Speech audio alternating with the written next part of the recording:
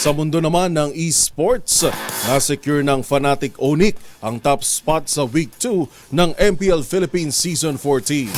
Yan ay dahil sa perfect 3-0 standing nito mula nang magsimula ang liga.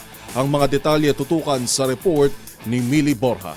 Nananatiling undefeated ang Fnatic Onic sa Week 2 ng MPL Philippines Season 14. Yan ay matapos nitong maipanalo ang nail-biting best-of-3 match kontra defending champions Team Liquid Echo. Sa Game 1, na-secure ng jungler na si King Kong Perez ang objective sa 18-minute Lord Dance.